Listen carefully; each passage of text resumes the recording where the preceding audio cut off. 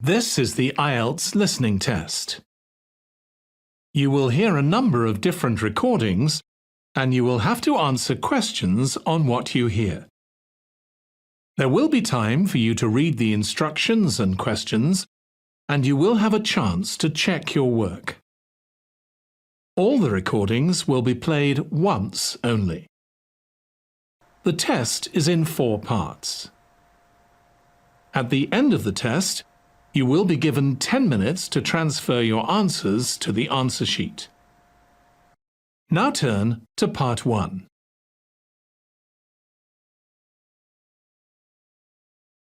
Part 1. You will hear a conversation between the head librarian and a student who wants to do voluntary work in the children's section of the library. First, you have some time to look at questions 1 to 6.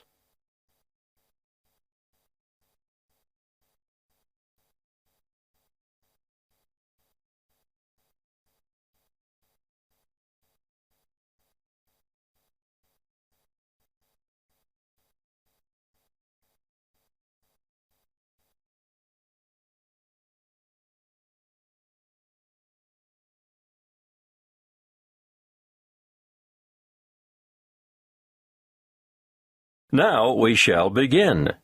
You should answer the questions as you listen because you will not hear the recording a second time.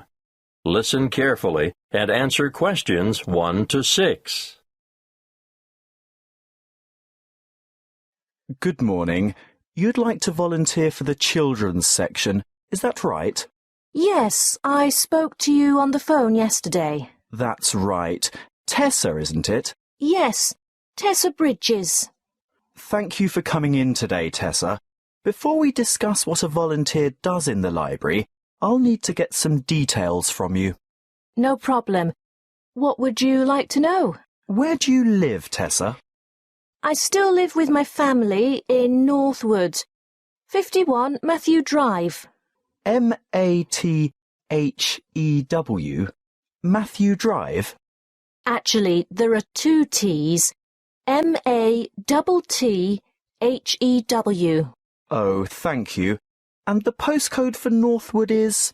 Oh, I'm still confused about that. It used to be 2614, which of course I still remember, but the post office has recently changed it to 4126. So, 4126. Now, you're a university student, aren't you? Not exactly. I go to Northwood Polytechnic. I'm in my final year. In your final year. So what are you studying? I mean your main subject. Oh, I'm majoring in creative writing. And are you enjoying that? Very much so. I love it. When I graduate, I want to write children's books. That's great. Now, I can see why you're keen to volunteer at the library. We're always grateful for the extra help, but I still have to ask you some more questions about your previous experience. That's fine, but I haven't had a full-time paid job yet. Not to worry. Part-time work or voluntary work gives you the experience most employers are looking for. Well, to start with, when I was 16, I had a babysitting job. And who did you work for? Oh, just family friends. How long did you babysit for family friends? Oh, about 2 years, on and off. After those 2 years were up, what did you do then? Well, I was still working as a babysitter on the occasional evening and weekend when I became a peer tutor at school. I did that for 1 year, my last year at senior high. And what does being a peer tutor involve? Mostly, it means staying behind after school 1 or 2 afternoons a week to help fellow students in the subject that they're having difficulty with. And what subject did you tutor in? English, actually. I see. Do you have any other experience? I worked at the Ace Sports Academy as a tennis coach, but that was only for about 12 weeks over the summer, before I enrolled at the Polytechnic. So you're good at sports? Not everything, just tennis. And are you currently working? Yes, well, unpaid work, that is. I'm a volunteer at the local hospital, where I visit sick children who would otherwise not have any visitors. Well, it certainly seems as if you like children. Yes, I do. Before you hear the rest of the conversation, you have some time to look at questions 7 to 10.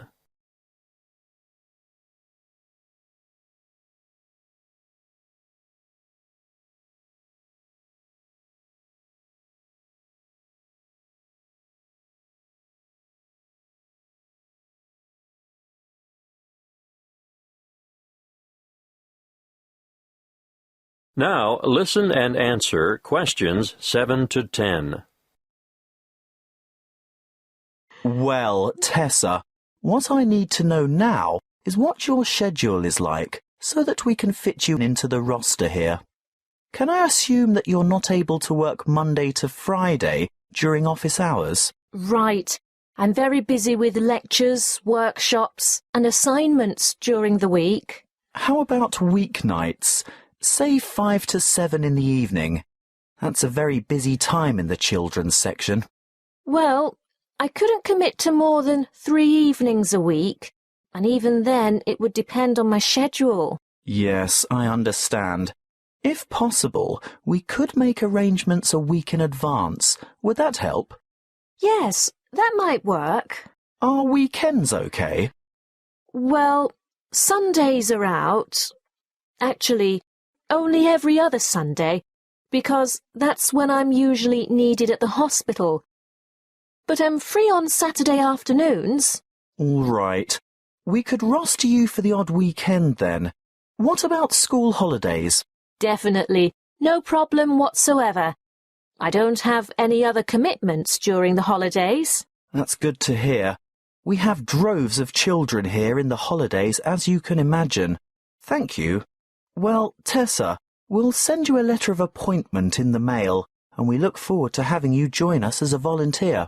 Thanks very much. Now, as for your duties.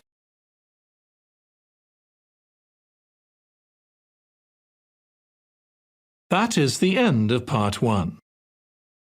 You now have 1 minute to check your answers to Part 1.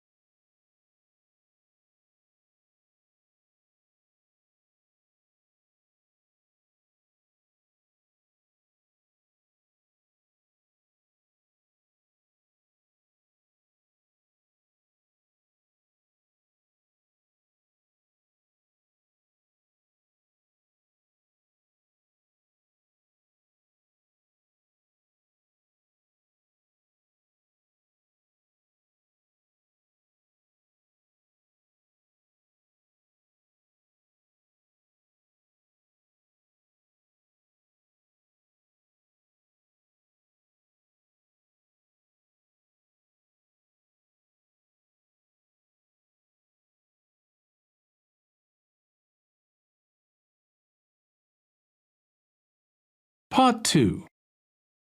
You will hear a radio advertisement for a health program. First, you have some time to look at questions 11 to 17.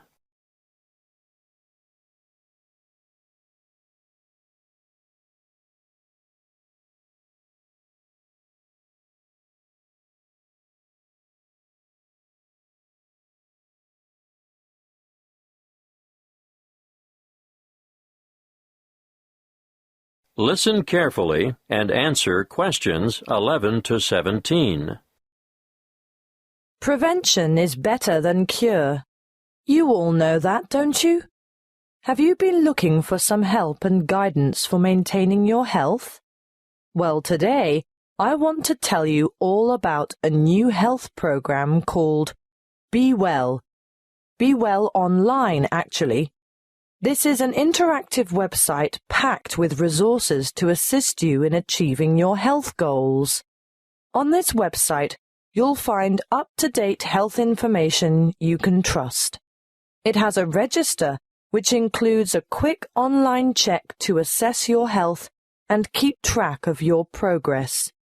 What do you want to do? Lose weight? Give up smoking? Manage your blood glucose levels or just improve your overall fitness? Use the simple online assessment tool and receive a personalized report on your current state of health. This is what we call your wellness register. After you've completed this, you'll be ready to move on.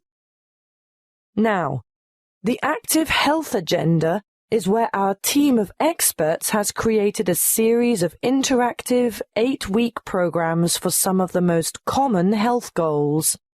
These are aimed at differing ages and lifestyles and include healthy eating and workout plans, plans for losing weight, stress management, longevity, or how to age gracefully by maintaining your health, and express workouts for those of you who never have enough time. If you join up to Be Well Online, you'll not only be able to use a whole suite of interactive tools and calculators, but you'll also have unlimited access to an extensive library of health articles, delicious, simple recipes, and illustrated exercise descriptions.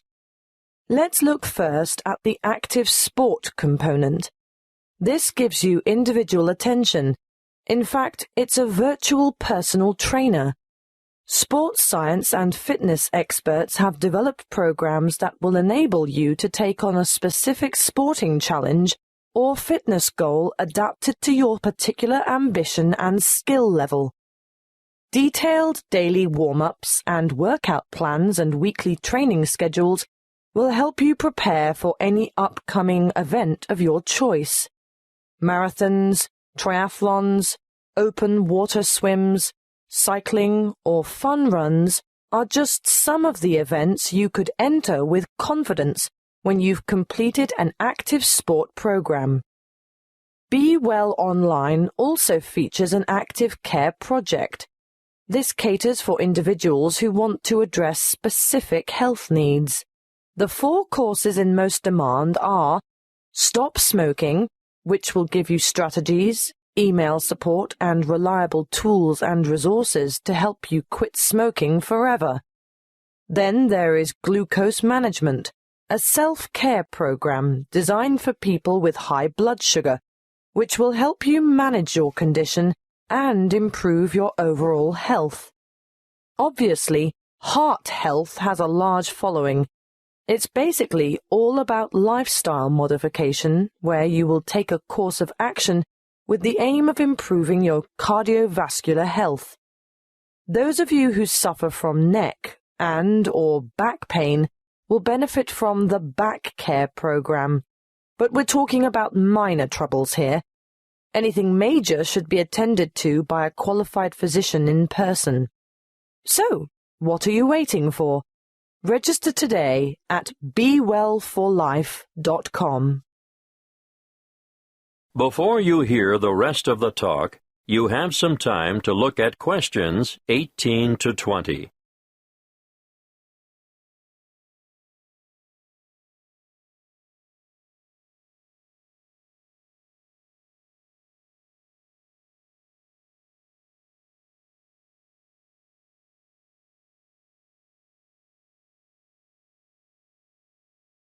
Now listen and answer questions 18 to 20.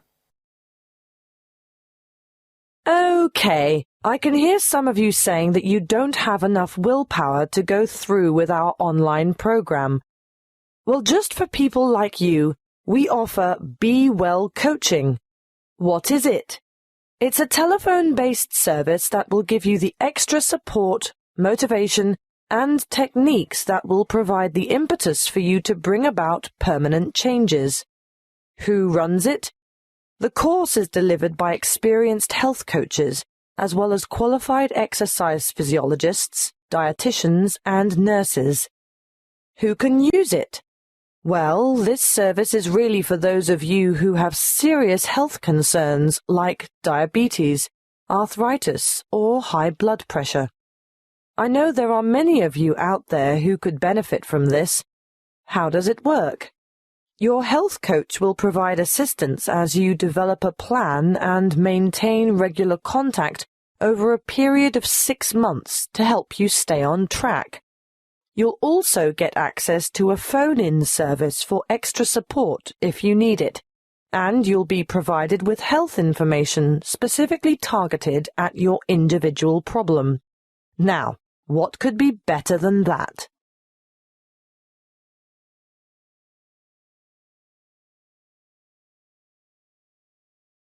That is the end of Part 2. You now have 30 seconds to check your answers to Part 2.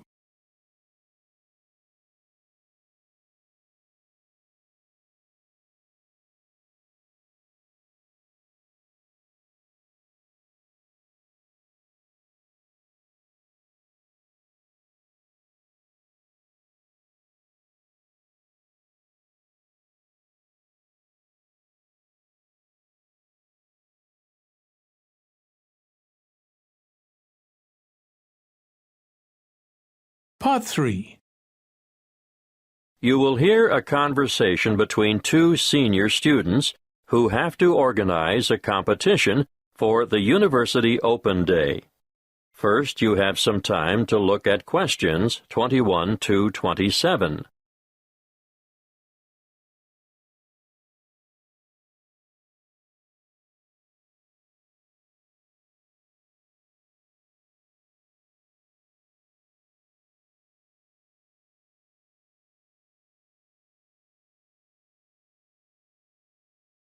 Listen carefully and answer questions 21 to 27. Hi, Grant. What sort of competition do you think we should organize? Well, Claire, the Open Day Committee was pretty clear on that. It must be something with youth appeal. That makes sense. After all, most of the visitors will have just left high school. Yeah, so I was thinking technology? Do you mean something which uses the latest technology, like an iPod? Something like that, but a bit more expensive maybe. What about the latest iPhone? I'm saving up for one right now. Let's make it an iPad. I wish I'd had a tablet computer when I started university. Yeah, that's a great idea. That should get a lot of our younger visitors interested. Right. Let's go with that then. Fine. We could go into town now and buy it. I saw great deals advertised at the Rick Smith store. Oh, I don't think we'll have to worry about that. A university purchase order will probably be arranged through the Resources and Supplies section. Well, that's settled then. What about the competition? Is it going to be a game of skill or a guessing game? Or something else?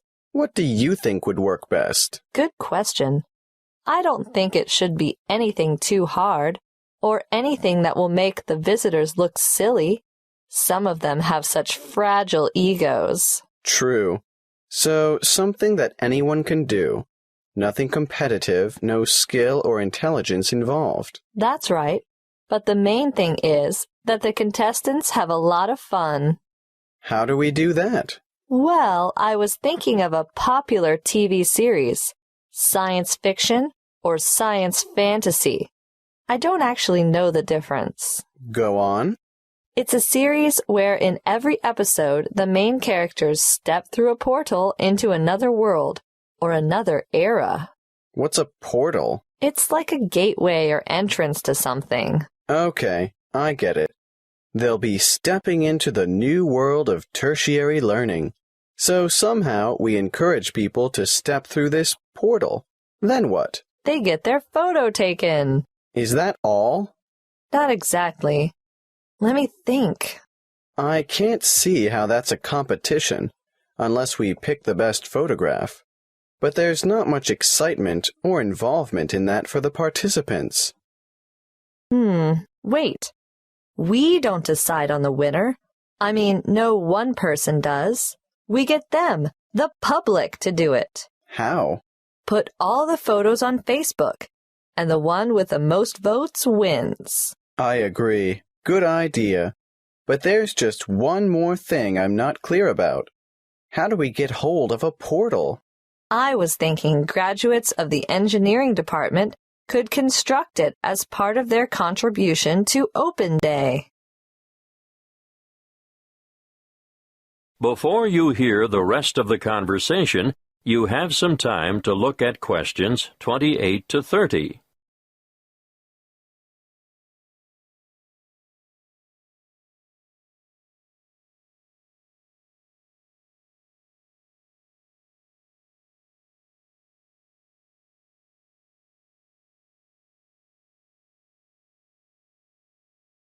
Now, listen and answer questions 28 to 30. How do visitors enter the competition on Open Day? Well, firstly, they have to make their way to the portal photo booth on campus. Okay. A bit like a treasure hunt to start with. Yes, and then they get their photo taken stepping through the portal. And they'll have to write down their details. You know, name, phone number, email. No, hang on. Let's keep it simple. Just name and email address should do. Then after, say, the 30th of July, people can visit the university Facebook page and vote for their favorite photo. So the photo with the most votes wins. Yes, I think that should generate quite a bit of interest. What about a cutoff date? Of course, maybe, the most popular photo as of 5 p.m. on the 10th of August will collect the iPad. And the winner will be notified by email. And the winning photo will be enlarged and published in full color on the university Facebook page.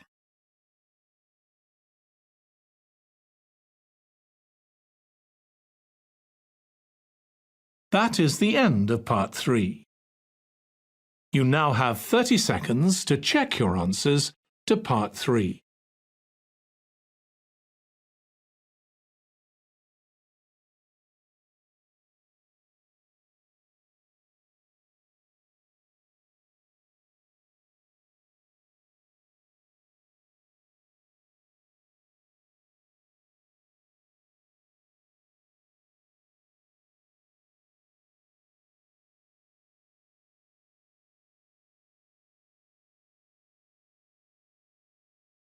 Part 4.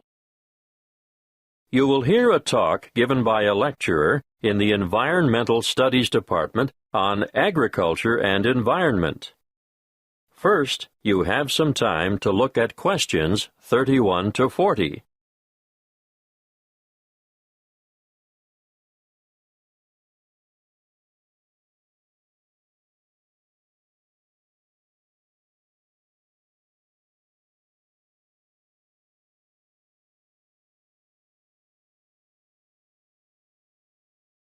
Listen carefully and answer questions 31 to 40. Welcome to this lecture on agriculture and the environment. I hope it is enough to make some of you decide on a career in the field of agricultural science.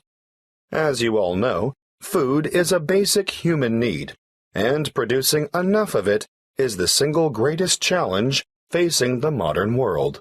Developing nations have rapidly expanding populations, so agriculture should be central to any development agenda for those countries. What's more, 75% of people in the developing world are dependent, directly or indirectly, on agriculture for their livelihood. And for many low-income countries, it's the most important sector of the economy, accounting for 50% of GDP, and sometimes it's the primary, if not only, source of foreign currency. Now, of course, when I talk about agriculture, I am using the term to encompass more than just growing food crops. Of course, livestock farming, fishing, and forestry are included. In order to combat wide-scale food shortages, agricultural research programs are underway in many areas. Using science is one way to increase productivity. But, a word of warning, agriculture must also be sustainable. Let's look at approaches that are not sustainable. Firstly, overgrazing and intensive cropping are two ancient but destructive practices that lead to loss of soil fertility. Secondly, the modern idea of liberal application of chemical pesticides and herbicides has had disastrous consequences for the health of the land, ranging from the pollution of water sources to the destruction of wildlife. These practices have ignored the mechanisms that sustain ecological communities. Ignorance has led to the destruction of the very biodiversity that is essential for sustainable food production.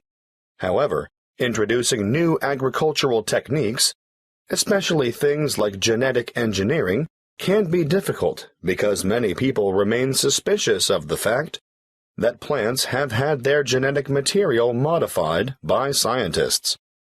Biotechnology has also led to the dubious practice of bioprospecting, or, as some prefer to call it, biopiracy. Foreign multinational companies have been accused of illegally obtaining samples of indigenous plants of other countries in order to get their hands on genetic material to improve the quality or yield of their own crops. We must put aside the controversy surrounding the field of agricultural biotechnology in order to concentrate on the biggest threat to food production on this planet, which is, yes, climate change. The effects of global warming so far have been to shrink the food supply, thereby pushing up prices and making even the most basic necessities unaffordable. As I see it, the international community must address this and other challenges to agricultural production with urgency. Concrete scientific and technological achievements need to be presented for farmers to evaluate and learn to use. But, apart from that, governments need to address the complex issues of policy development if the world's hungry are to be fed. Environmental policies need to be put in place to protect ecosystems and correct soil degradation where possible. Countries cannot continue to exploit natural resources whilst ignoring the consequences. In fact, I'd like to see teams of agriculture and environment experts making up a global network which would monitor the world's farming systems. Different farming systems should be studied not only with a view to analyzing the environmental effects, but the social and economic effects as well. The studies would be carried out with a view to stemming pollution and erosion and promoting safe, cost-effective practices that will guarantee a secure food supply in the future. Monitoring sites would need to be set up all across the world and data collected in a systematic way. Of course, building the online infrastructure for such a project would cost millions of dollars, and there would be ongoing costs involved with the monitoring system. But the information gathered would go a long way towards solving the problem of feeding the masses and ensuring millions of people don't face a hungry future.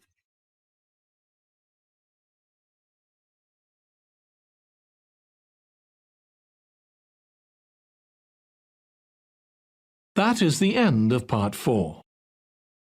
You now have 1 minute to check your answers to Part 4. That is the end of the listening test. In the IELTS test, you would now have 10 minutes to transfer your answers to the answer sheet.